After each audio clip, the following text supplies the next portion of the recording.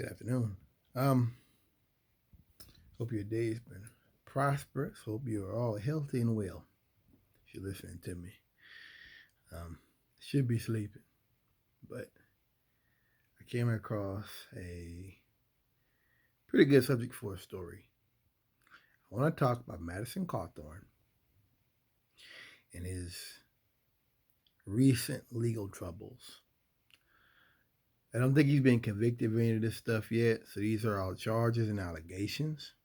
I want to be very careful what I say, but I'm going somewhere with this.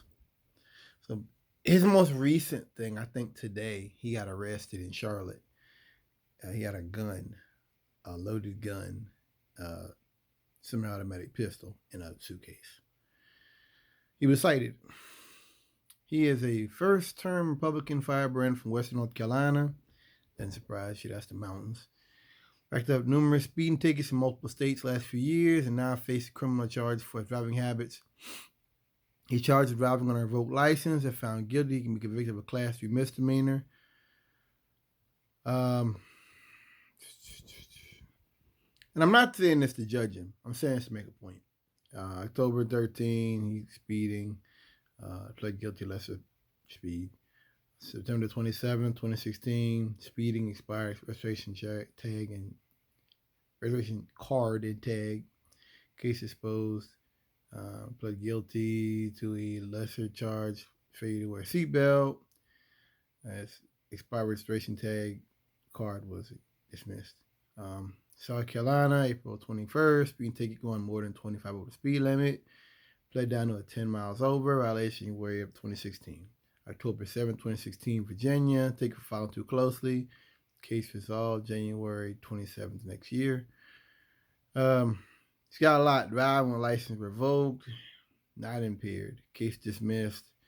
Georgia, speeding more than 25 over the speed limit, having expired tags, followed by a charge of failure to appear, plea deal negotiated, speeding, 87 and a 70. Court date is June the 2nd. That's this year. And then March of this year, driving license revoked, not impaired. Court date for that is May the 6th. January the 6th, he went to Congress armed. He claimed he went to Congress armed.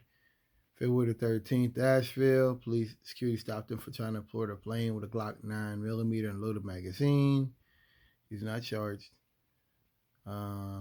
He brought a knife to at least 4 school facilities. He was not charged for that. Most recently, he made some allegations of cocaine-filled parties, Republican parties, I guess.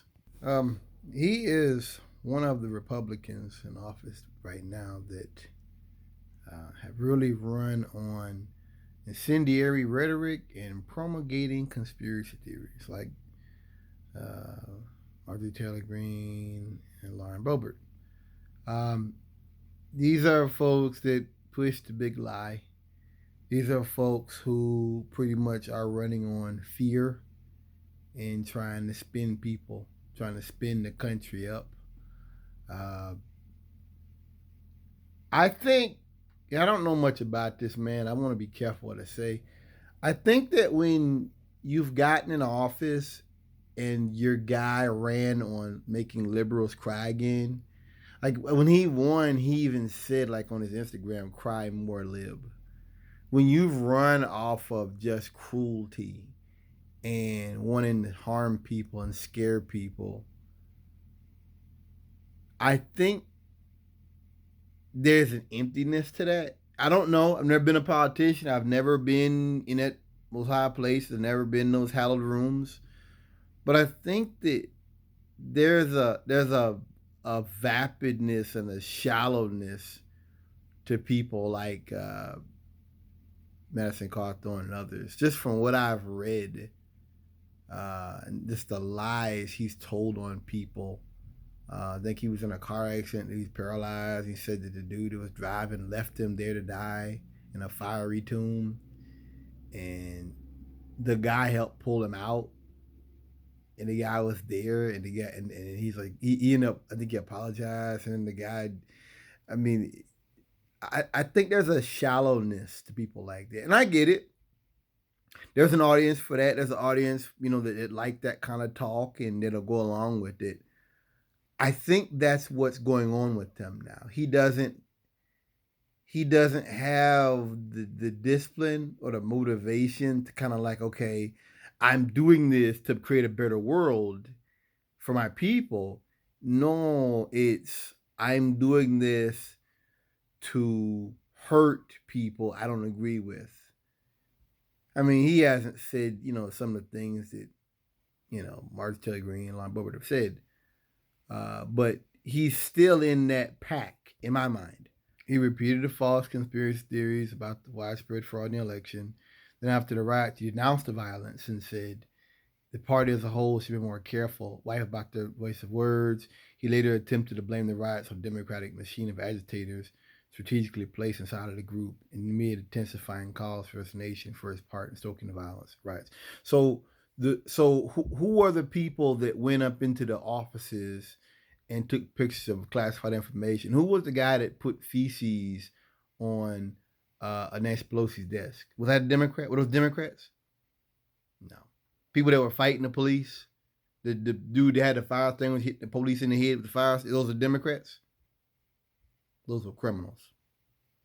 Pure and simple. And if there were people who were there, Democrats or whatever, they were criminals as well. I like this. According to Time, he was trying to have it both ways. One day he's preaching about respecting the office of the presidency and vowing working across the aisle with Democratic colleagues. The next he's trumpeting dangerous conspiracies to right-wing crowds and commentators. That's it. Because it's important to understand that Republicans don't stand for anything. It's important to understand that people try to play this, I'm non-political. Well, then you're a conservative. If because that means you're the status quo, and that means you don't have an opinion. So you're going to work to make sure the country, because you're going the way it's been going. Whether it be Lindsey Graham, the stuff he said about Trump before he ran, and now he's made turn full circle to Trump, or whether it be Kevin McCarthy's the guy I was thinking of just now. Or Kevin McCarthy with the comments he's made in the past, the phone call where he was saying that Trump, should resign and all these kind of things, and then turns around and says that's all a hit piece by the left, when they're simply producing a recording of what he himself said. These people have no morals, and they have no integrity, and it's all a game. It's all a political. It's brinksmanship. And it's like I said, not everybody's like this, but if you're in office and that's your whole stick, is just to be able to, walk on the fine line of homophobia and things like that, then there's an emptiness. And if you're not disciplined, you can start doing what he's doing. I look at, Madison Cawthorn, and I see let me not go there. I just think that, and he may be telling the truth about the cocaine parties. There could be something to that. That's I think you've always had people in secret organizations, so organizations who have secret intentions, who was loud and proud about things they shouldn't have admitted, things they shouldn't have been so open about. That's really the weakness of fascist organizations, is that you have people who are true believers and are so devoted to the cause of harming people and of cruelty that they're like, hey, why not tell? Why not let people know what we're doing? We believe in this, right? That's what Madison Cawthorn is. I see him as just another empty-headed figure on the national stage who's put out there in order to be in opposition against the left and to simply work against human betterment. Listen to this. Our culture today is trying to completely demasculate all the young men. They don't want people who are going to stand up. You should have called the mothers who he said are the most vicious conservatives If you are raising a young man, please raise him to be a monster. That's what he said October 2021. March 2022, he talked about a sexual perversion goes on in Washington. They had been invited to an orgy by an unnamed lawmaker. He also claimed that prominent Washington figures had used cocaine in front of him. Their closed door meetings, multiple House Republicans complained about his comments. Kevin McCarthy, Steve Scalise met with him. McCarthy later told public reporters that what he admitted his claims were exaggerated or untrue. He changes what he tells, and that's not becoming a congressman. No, that's what it means to be Republican. That you've got to understand. These guys are running on moral majority stuff. See, you don't like it because he's either exposing you, and there's some truth to what he's saying, or that the moral majority stuff is starting to hurt. I'm okay as long as you beat people up out there, but don't come in here with that. Don't bring that spotlight in here. You can spotlight in them dark alleys out there. Don't bring it in here. Don't shine it in these windows.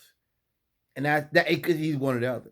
But it's amazing the hypocrisy that you were fine with the big lie. You were fine with the things he's pushed, the violence. But when he might be telling a little truth about Republicans, then it's a problem. August 2020, 7 women came forward accusing him of sexual aggressive behavior, sexual misconduct, sexual assault.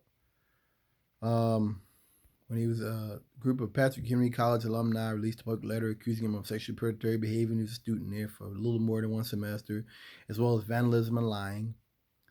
The letter originally had 10 signatories, but the number increased to 150 alumni in less than a week. February 2021, BuzzFeed investigation found 20 people that said Cawthorn had harassed his female classmates during college. The reporters spoke to 4 women who said that Cawthorn had harassed them. It is alleged that Cawthorn often recklessly drove women in his car to remote areas off campus for asking them sexual questions, which he called fun drives.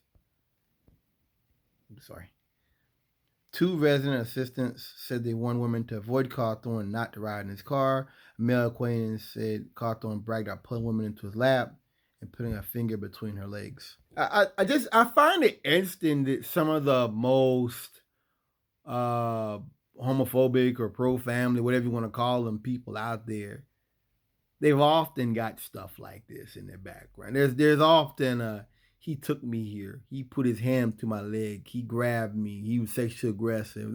I find that very intriguing. And I've talked about it before, how these guys think a gay man would treat them the way they treat women. And that's where their mindset comes from, of he's gay, so he's watching me, licking his lips. He's getting a vicarious thrill off me, off of me.